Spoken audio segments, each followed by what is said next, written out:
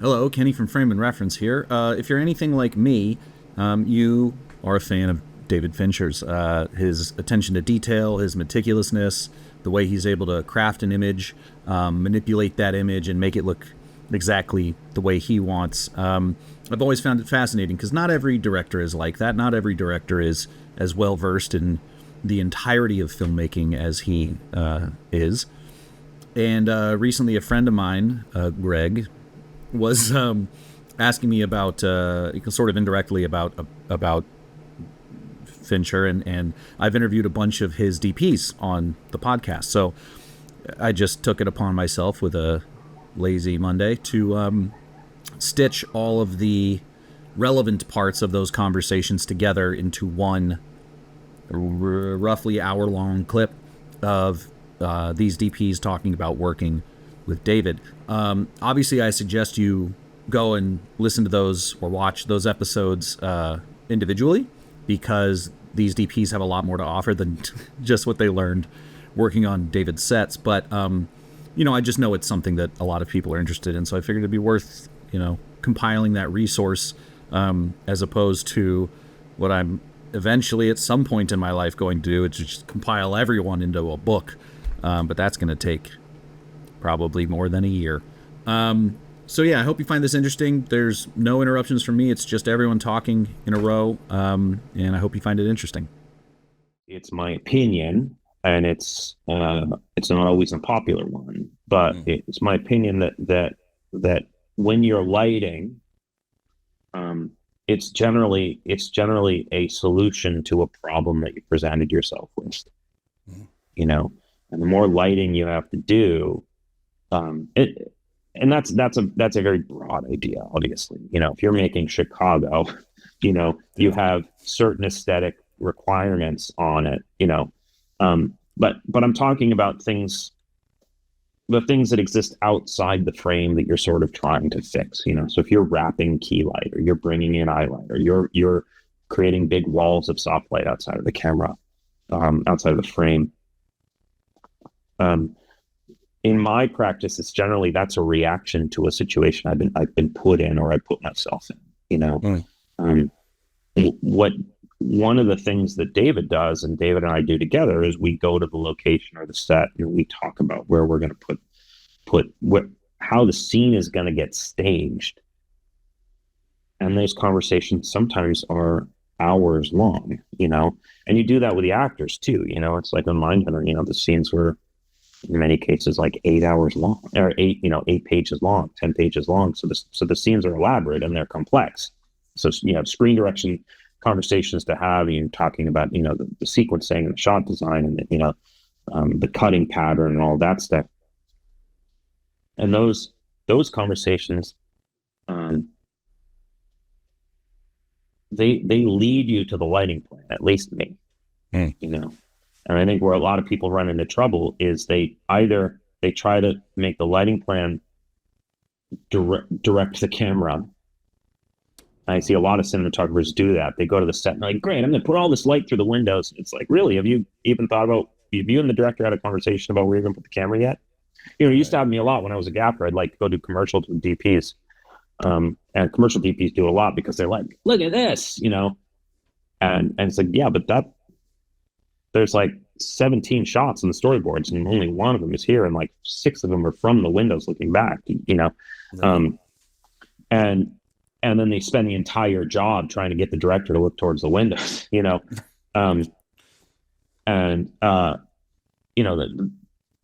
What David and I do is we look at the set, and we talk about where the camera's to go, and not about where the camera's to go on the first setup, but where like all 12 setups are going to be. Yeah. And then it's like, oh, okay, cool. Then if we're going to put the camera in all these places, then I'll put the light there. And then I just need one light. And then for the close up, I'll wrap it in a little bit, and I'll, or whatever. Or he'll go and he said, I know you're going to want to look towards these windows, right? Well, yeah, I think that'd be good. And he's like, okay, so we can put the table this way or this way. What would you prefer? If we put it this way, I know it'll be side lit for these pieces of coverage, but I need this close up here at this moment. It'll be flat lit. We put it like this, half of it'll be flat lit and the other half will be backlit.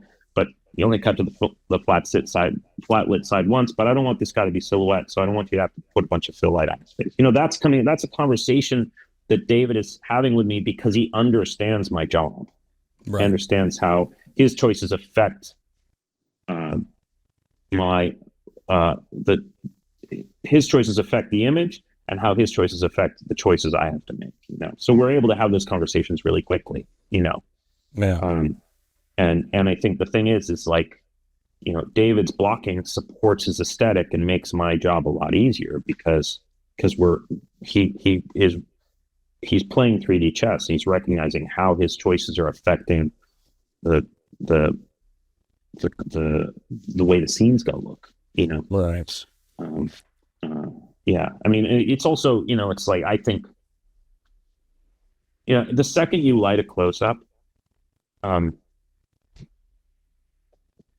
you know, if you're in a wide shot, you have like, you know, you're in a wide master shot or whatever, and then you jump to a close up, you've added a bunch of beauty light to somebody's face. Right. You know, so it can be really disruptive in the edit, you know? Oh, sure. And, Yeah. you know, so I think it's like sometimes, you know, sometimes I do that, you know, there's stuff in Devotion, like we lit Surrender Swan, and when she turns around, she's playing Elizabeth Taylor, and we did this one close up of her where she turns into the frame, and we lit that shot, but we knew the order of how that was going to cut, you know, so I didn't have to worry about like, oh, we're going to be in a profile and we're going to cut to this, and there's going to be all this light on her face that wasn't in the other shot or whatever, you know.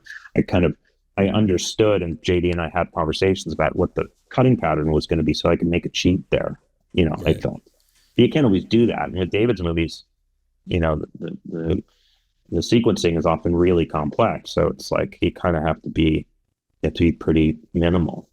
Yeah. Because you're going to put the camera in 30 places in the room, you know. So it's not like you don't have time. You're not going to light it. You're not going to light the set 15 times either. You know, you sort of light it once or twice, and that's it. Yeah. I have two side questions, and we can talk more about Devotion, because I got to see it at the Sony lot, so I got to like, theoretically that's the best version of it. But unless it's on IMAX somewhere. But you know, ostensibly one of your largest bodies of work is on Bones, and what that was, you know, a while ago. But how has your work changed from doing that to what you've learned now working with, for instance, Cronenweth, or who was the name that I mentioned earlier? Where did it go? What was her name? I said it to you. Tammy Riker. Yeah.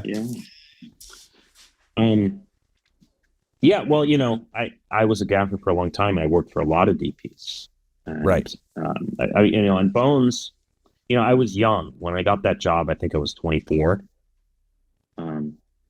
Which at the time, I mean, I guess it still probably is. I don't know. At the time, it was really rare to be that young and be gaffing a good sized network TV show. You know, so I was excited. I mean, I was like super into it, and it was, you know, all the toys and all the resources of a big network TV show, but also all the anxiety and stress of it, you know, that comes with that. You know, I mean, and network television, certainly at the time, and I think to some degree now, was a game of you got to make it look as good as you can, but the director has to make the day, Right. And there's a lot of people looking over your shoulder, and there's a lot of politics for the DP to navigate, because it's like, yeah, they want it to look good, but you're not doing any overtime, and you're not, you know, this is not auteur filmmaking, Right. and so, you know, sometimes the sets were elaborate, sometimes they weren't. You know, you know, Gordon Lonsdale, who was shooting that show when I was there, was a real journeyman cameraman and a gentleman, and he could direct the camera very quickly, and he could break down coverage, you know, screen direction, and you know, very, very fast. And sometimes you get directors in network television that are really checked in and really prepared, and sometimes you don't. And, you know, you get this whole range, you know, every 8 days you get a new person who comes into the show. And I spent an enormous amount of my time on that show watching Gordon do this with these directors, and watch him, you know, break down screen direction, watch a rehearsal once. You know, I mean, you might get a blocking rehearsal once, and then Like, okay, great. And then put the camera here and very quickly say, okay, we're gonna do this, and we're gonna do a second camera here, we'll do a third camera, get this close up, and then we'll turn around and that'll develop into this two shot. And then, kind of and quickly break the scene into the minimal amount of shots that are required to tell the story, and that's very television. But many years of doing that, I absorbed that a lot. And then when I started working with David, I took a lot of those skills, because we kind of work in the same way. We might make them, we're not shooting on 11:1 zooms and getting three sizes of everybody. We're shooting on primes, but the screen direction and the kind of cutting sequence is just a different use of the grammar that I had spent many years learning, Right. Thinking about screen direction, thinking about cutting pattern, thinking about pace and how long you might stay in a wide shot, how you get a shot to develop, and when you're going to need a close up, and those kinds of conversations.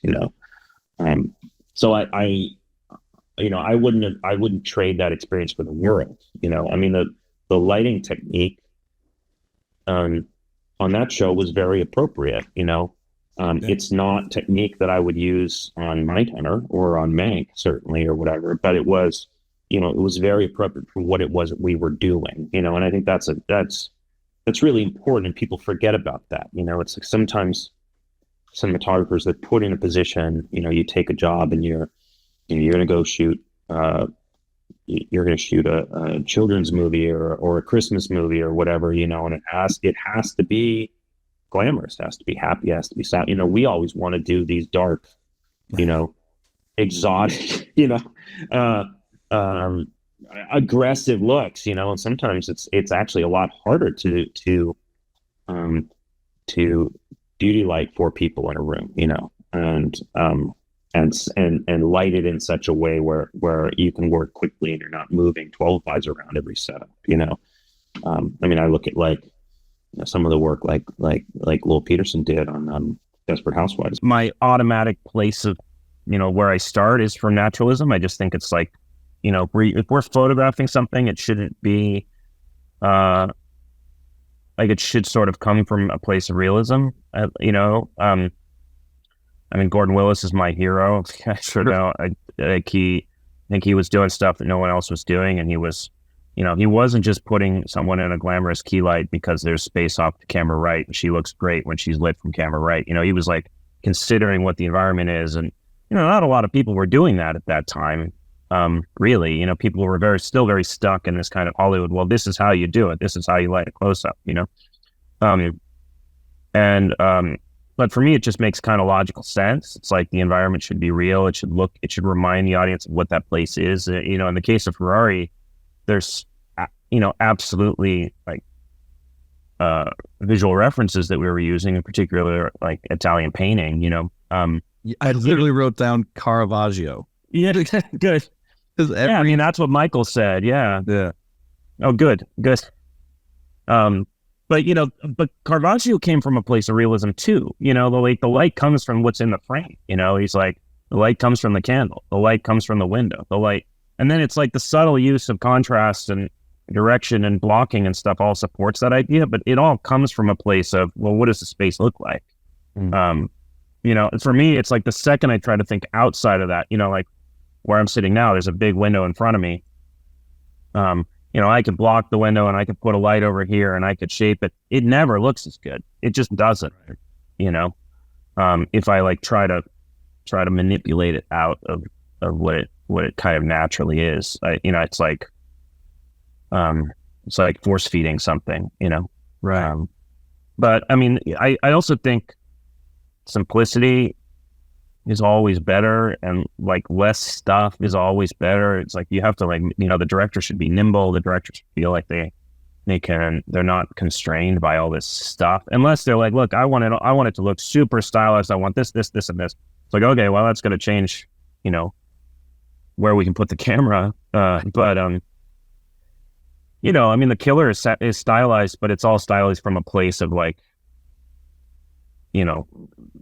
naturalism, I think, and Ferrari's very much the same way. I'm going to shoot a job next week where we're going to do that, but commercial things is tricky because what happens a lot these days, especially in the United States, less so in Europe, but in the United States, is the agency just takes the footage and then you don't participate in it anymore. Oh, interesting. In fact, I see commercials sometimes that get graded by somebody. I'm like, wow, you made that decision. Okay, well, I didn't know I shot that. That's not how I shot it. I mean, but that's the Faustian bargain you sign up for when you shoot a commercial. I mean, that's the arrangement. And that's made very clear. So it's like, really elaborate kind of post workflows that require a lot of nuanced thought and consideration are maybe not recommended in those kind of environments. Right. But sometimes people, really get into it. Like they might see the killer and be like, I want to do that look. So, well, okay, you have to do X, Y, and Z. It's totally practical. I mean, it's not sophisticated in terms of the application technique and the equipment required stuff. It requires people looking at it and tweaking it. It's not a plug-in you just drag and drop in After Effects and be like, oh, here's the killer look. Right. But is there anything that comes to mind that you've learned between Devotion and The Killer that you've started to apply, maybe specifically or maybe generally? That would be a different question. I mean, I really ask for a lot of prep. Yeah, like I'd rather. I mean, to be honest, I would prefer to just prep the movie and never shoot it. I really could. It's like nothing would make me happier than to just prep the movie, because it's like that's where all the dreaming happens. It's like the second you get on the set, that's where every compromise happens. It's like, oh, that thing you wanted to do 2 weeks ago, that's not going to happen. It's like, oh, but it was such a great idea, And the prep, like that whole it's not fix it in post, it should be fix it in prep. Right. And I, even if the director has it totally figured out, being a fly on the wall in those early director scouts and pointing certain things out, or having those early conversations with the designer or the set decorator or the location manager, it just pays so much dividends ultimately in the movie for me. And so that's now pretty important. And then the other thing is I really feel quite strongly that grading is almost equally important to the shooting process. And it's like, the whole concept of, Ansel Adams, it was like, half of his job was printing. Yep. I mean, half of what he talked, one of 3 books that are this fucking thick. Yeah, exactly. Exposed for the hollows, spared for the shadows kind of thing. And so, for me, it's not color correction. It's where the soup gets seasoned ultimately. It's that final step in the cooking process. And I don't believe it's where you find the look, or you that's not where the look should come from, or, otherwise it just, stuff looks really graded to me. Mm-hmm. But it's that last 2% is the hardest 2%, it's the hardest percentage to get. And it takes time. It really just takes a lot of time. House of Cards, was super controlled. I mean, it was everything was shot 2 cameras. The rule was no Steadicam, no handheld, and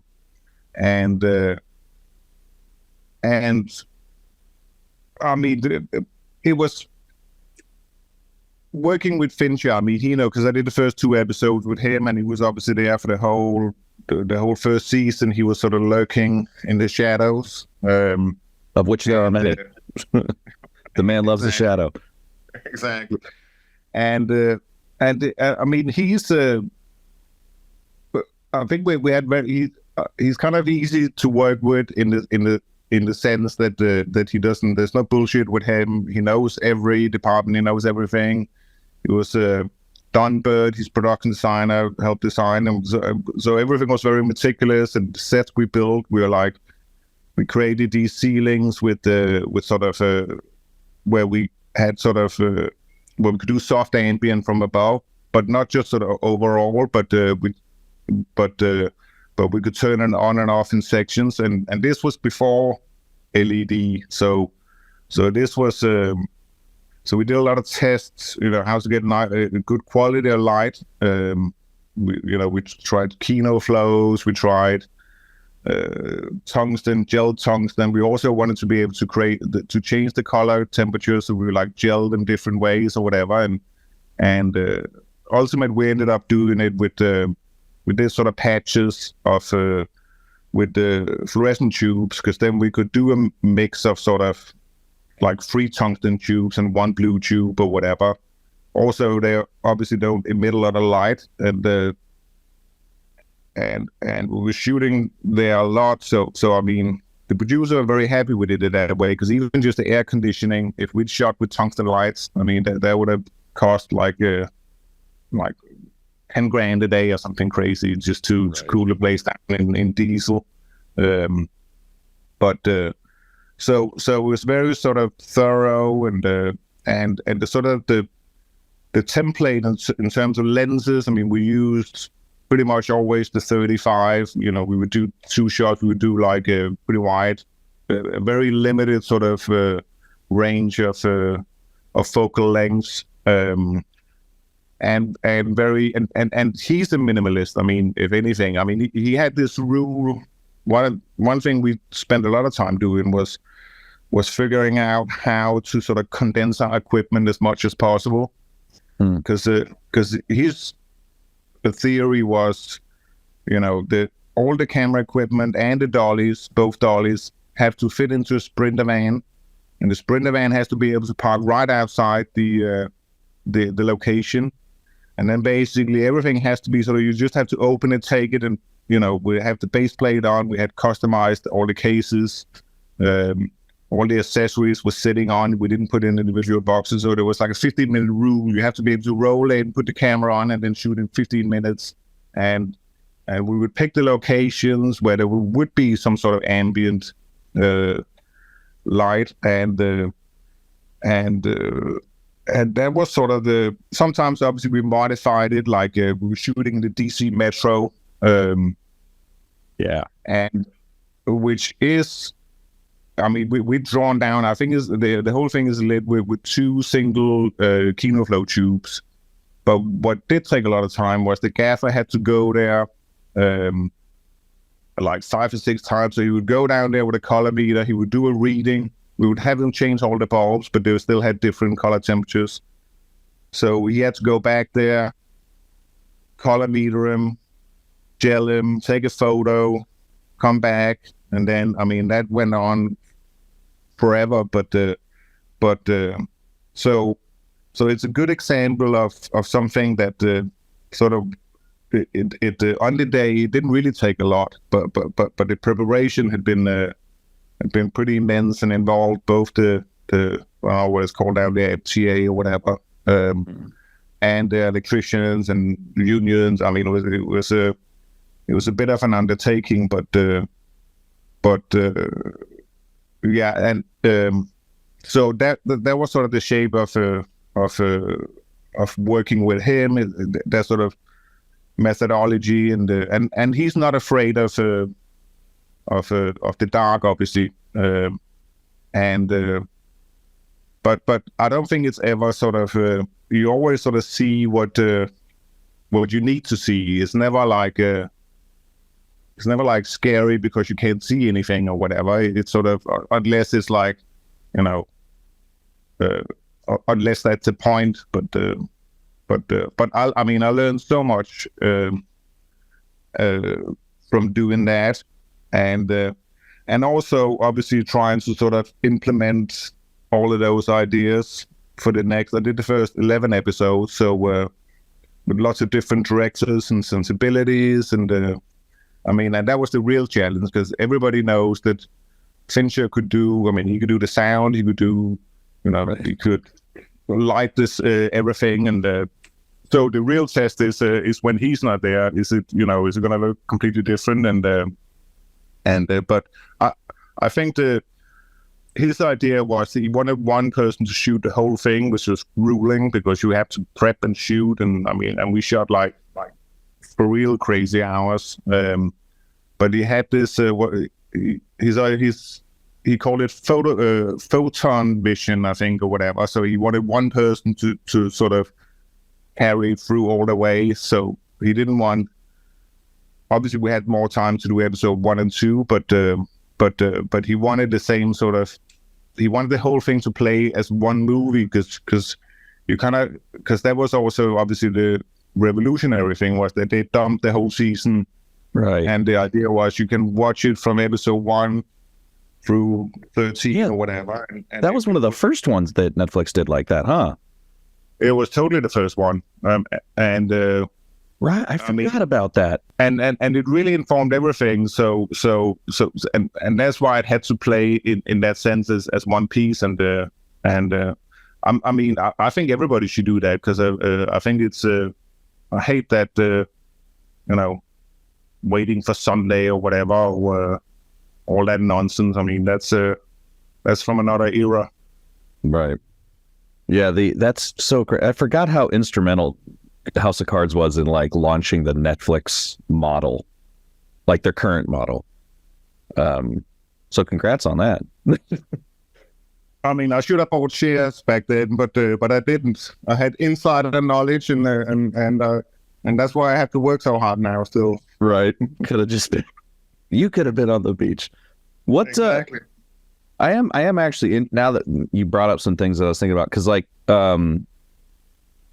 I guess there's like 3 questions about this show now that I think about it. That ambience you're talking about, I think it was a behind the scenes photo of The Social Network, and I'm wondering if this is what you're talking about for the ambience. Did the sets have basically instead of a ceiling, just a thing of diffusion that you were putting light into?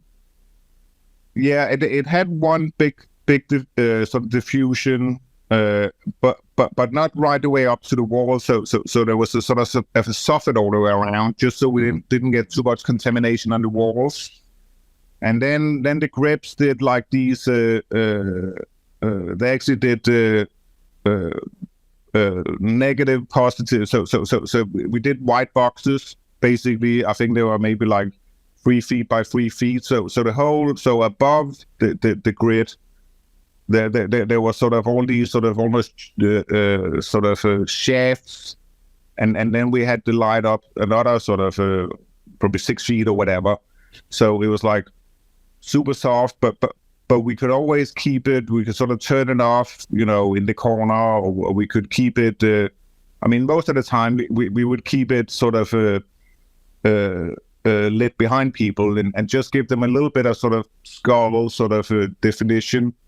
And that was part because it was almost like that sort of ambience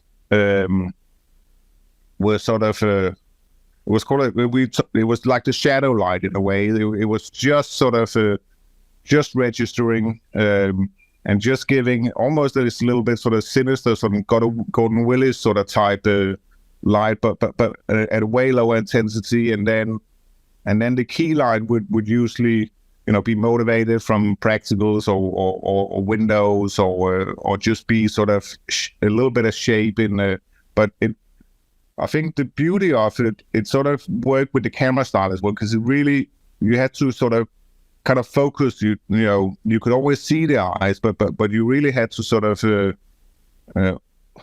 open your eyes and lean in a little bit and be like, what's really going on here. And it's the same thing with the camera, because we moved the camera almost like sort of robotically.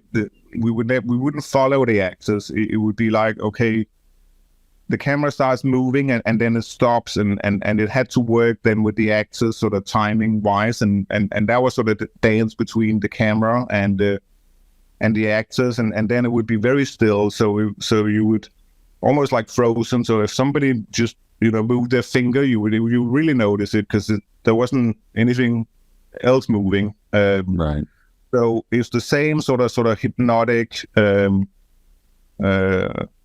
sort of feeling where it kind of sucks you in, which I think is what he does so well and so masterfully. And also in terms of continuity, that's why he likes to use multiple cameras, because it always feels like real time. It's like, sometimes you see scenes and it's like, it's not 100% real time. It's like, oh, they skipped a little bit or whatever. It doesn't really matter. It's like here and there, and somebody said this and that. But I think in all his work, it really feels like if a scene is 1 minute, that was the real 1 minute where it happened. So he's like, incredibly conscientious about even the tiniest thing in the background, and that's how he used VFX as well. I mean, to a great degree is I mean, his everything he does is packed with VFX, but it's like little things that you would never know but just that keeps that sort of sort of catches the sort of the moment by the throat and doesn't let go. Yeah, that hyper continuity is something I've definitely tried to start being conscious of myself, but it's certainly hard. Plus, I heard you can use the same techniques to, I wouldn't necessarily call it VFX, but like getting rid of maybe a light stand or having the boom pole operator just be able to sit right here and you're like, yeah, we'll cut that out. Like, you're good. 100%. I mean, they ended up not. In the later seasons, they wouldn't even because he would stabilize everything. He doesn't care about shaking. He's he can stabilize. We would just overshoot everything anyway. So we would shoot the whole ship, and the image we were looking for, which cropped, but it meant we could always sort of readjust it a little bit, and the framing. Just I went through quite a few I operated with Charlie Lippin on the first 2 seasons as well, because I love to operate. Best job on set? But it is the best job on set, and you're right in the middle of it. So if something, you always know what's going on. You're not stuck behind a monitor somewhere and something happens and you're like, what the fuck's going on? But when he wasn't directing, then I thought, well, I have to sort of be Fincher here, and sort of know what the other camera is doing as well, because it really has to. I mean, we did a lot with Fincher. We did all this crazy thing. We would shoot it like wide open, and it would be like someone was shooting a trailer park, and this guy had to open the door and step in, and it was like depth of field is like nothing.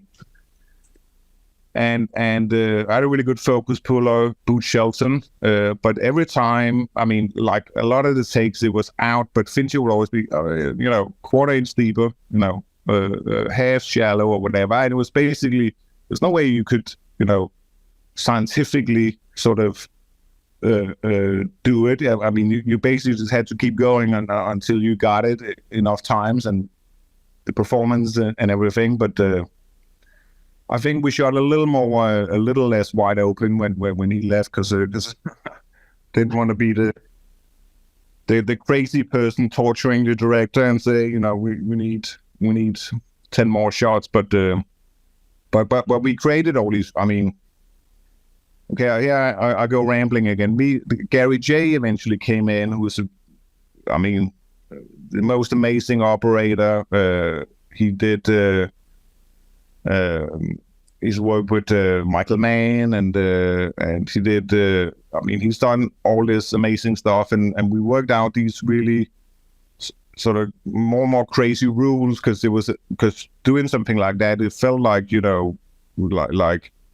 like you are so almost at war or whatever. It's like, because we fought so hard for it. So I remember when Carl Franklin came in, and we were setting up this scene, and it's someone bound to going, 2 people in a bed, one goes to the bedroom or whatever, and he was like, oh, so we could pan across, and we were just looking at him like crazy people, like shut eyes, and we don't pan on this show, and like, so the rule was when everything was, the dolly would do everything. So when we drag in, it would boom up or whatever. So basically, Gary would fold his arms, and then he'll be ready, and then, so we didn't boom, or we didn't pan or tilt like almost at all, I think. But he was like looking at us and thinking, the fuck? I mean, what other crazy rules do you guys have? I mean, are they allowed to say their lines or? Yeah. But we kind of worked it out. In the end, but Gary sadly passed away. I mean, he also did. I mean, yeah, no, he was an incredible guy, and he actually ended up doing the whole all the seasons, and I think he really sort of kept it together. And yeah, he was amazing. Yeah, sorry to hear that. You had mentioned, about like the DC Metro, how it was, you just kind of went in there and did some color metering and set up a few tubes. But what's the key then to getting that look? Is that a lot of DI that's kind of bringing that together, or is there something kind of more specific that you have to do to be able to work so efficiently and still get, that specific look? I mean, we did a lot of testing. I mean, we tested a lot of lenses and whatever, and we ended up using master primes, and then but we didn't actually have a DIT on that show. So, and Fincher's, and this was a bit of a revelation because it was obviously shot on red, and his sort of methodology was always, if you can see it on the monitor, you can get it. So whatever happened, even if the monitor is set weirdly, well, that's just your grading on top of everything. So what you see is what you get. So I would kind of I would light off the monitor, and then I mean, I think most of the sort of, there was a lot of grading involved at the end, but I think more to sort of keep sort of consistency. I think, I mean, I didn't actually do it because I was shooting at the same time, and Fincher did it remotely, so he would, but it's not far from what we actually what we shot as well. And it was the first location we scouted. I remember. I mean, I was really nervous. We came down there, and obviously we'd been in prep or whatever, and we were talking about they were going to sit next to each other, and I was like, because I wasn't quite fully understanding, so I said, are they back to back, like classic sort of spy, British spy, whatever? And Fincher looked at me, and then he was like, I can't remember what he said or whatever, but then afterwards the producer Melfi said to me, you just saved him a shot there, because he would have had to turn around or whatever. I think that was the only time I sort of earned your paycheck. Yeah, exactly. No, the good thing about him is that he doesn't ever, he doesn't play games and all. He's all about the project, and it's all give and take. And if somebody has a good idea, then he's gonna run with it. He's so well prepared, and he and he's so hardworking that he's usually gonna be like way ahead of everybody else. So you really have to sort of have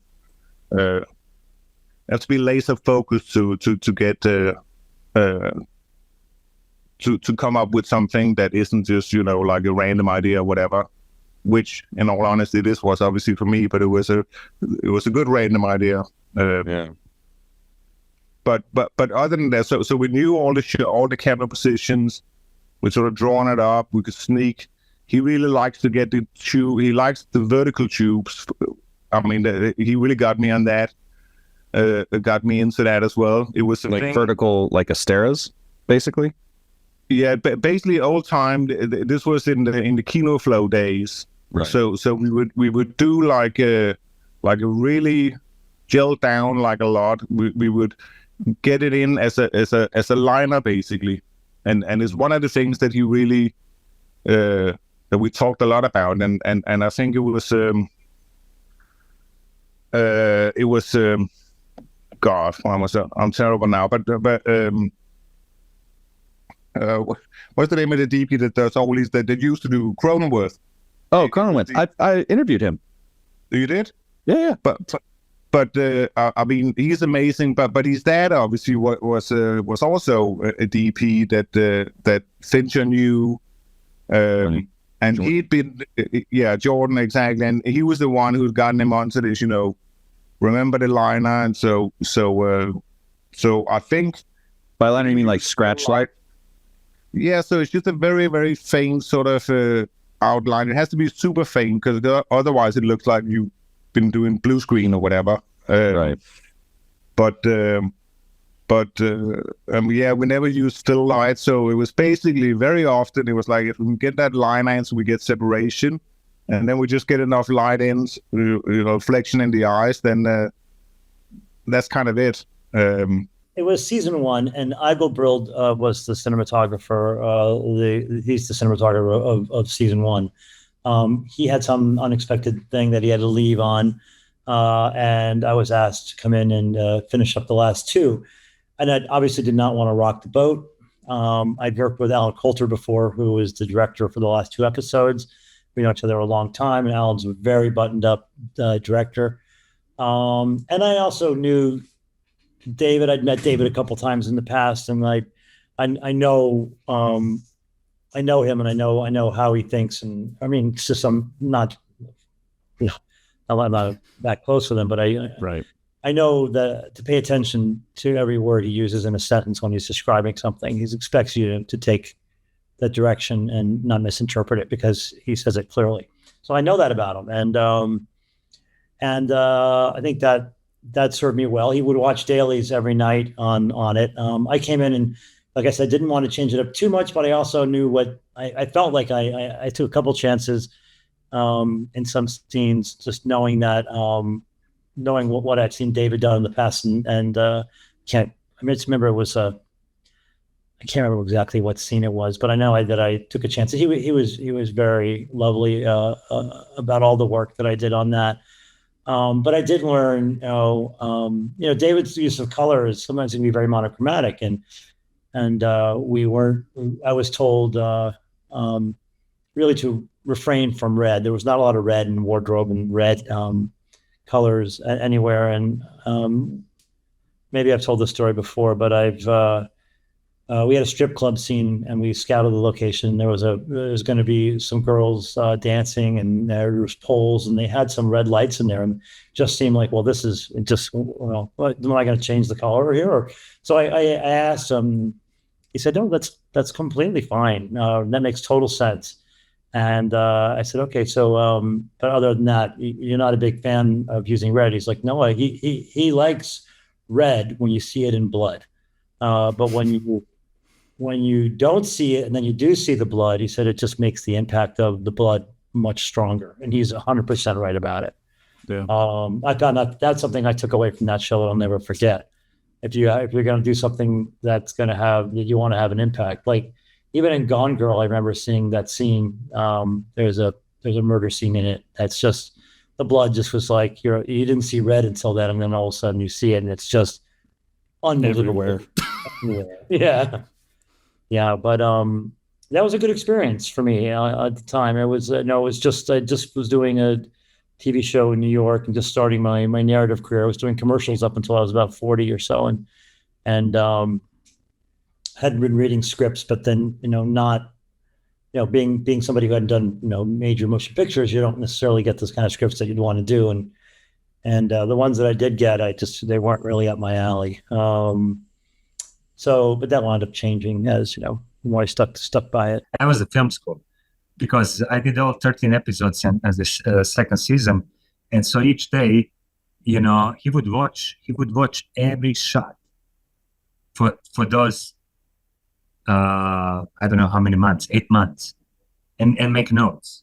Mm. And he would make notes that certain things that I didn't even consider that are important. And, so much about because it was a very specific show, and he's like very, very detailed about how much detail do you have in shadows. Does your black jacket blends into the seat, or you have some separation there, like things just like so many notes, like about framing, about how about that, how it was beautiful, it was amazing. And we all spend every night. We would go to my gaffer and camera operator would go to my apartment. We would sit down and prepare for the next day, because you don't want to go get a bad note from Fincher, Yeah. And I mean, he's amazing. He's like literally better cinematographer than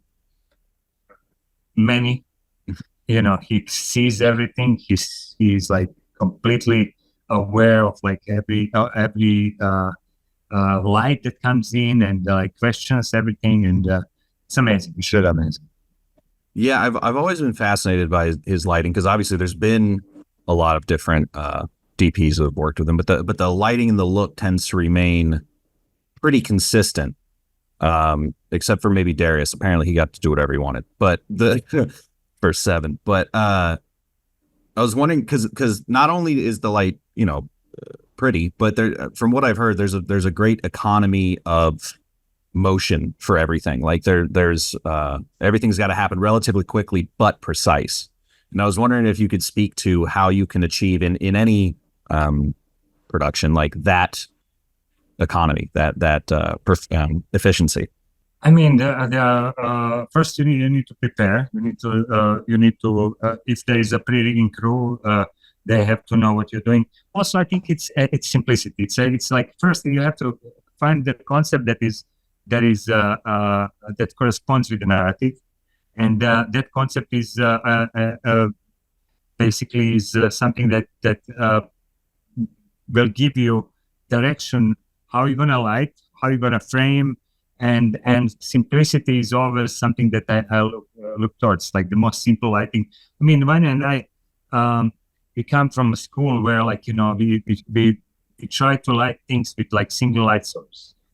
So like instead of having 15 sources and people walking through the sources, if you can light with the one single light source, you light the space, the space would be lit in a natural environment. That's one of the ways, and I think finding the right position for the camera, it's also kind of dictates the story dictates where the camera is gonna be. I'm not like so much for a flamboyant style of filmmaking. I rather try to find a simple solution.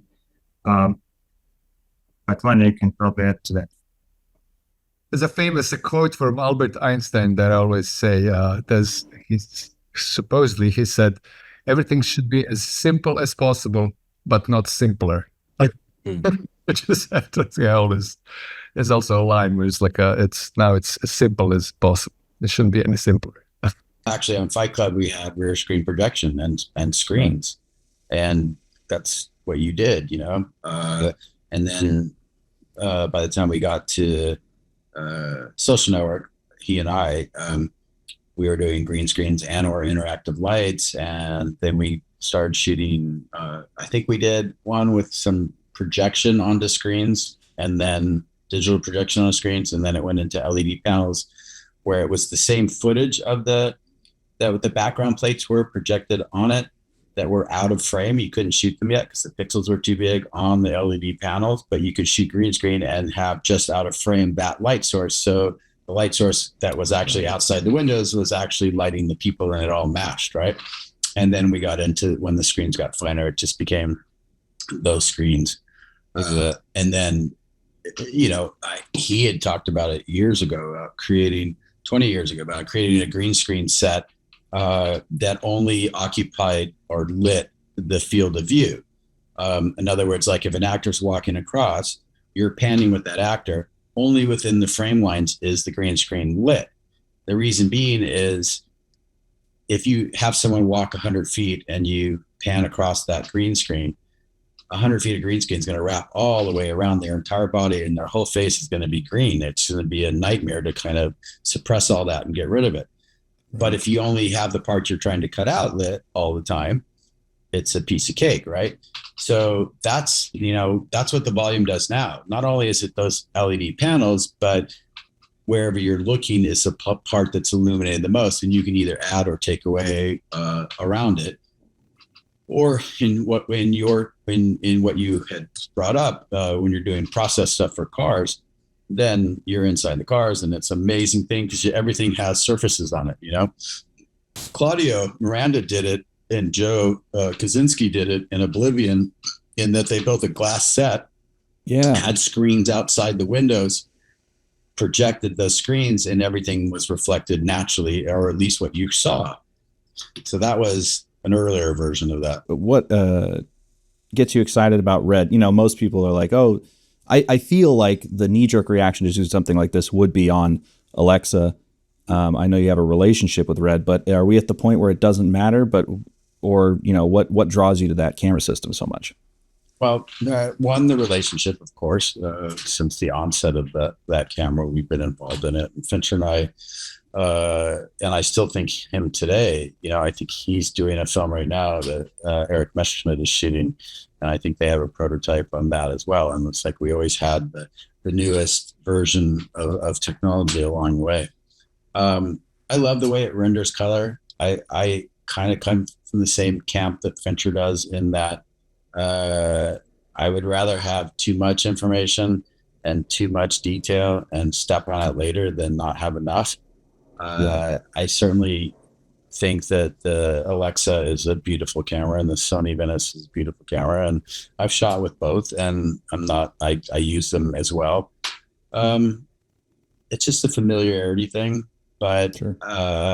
I do think the cameras are really, really close now, but it's just a matter of lens choices and finite details that you want to make one work harder for than the other.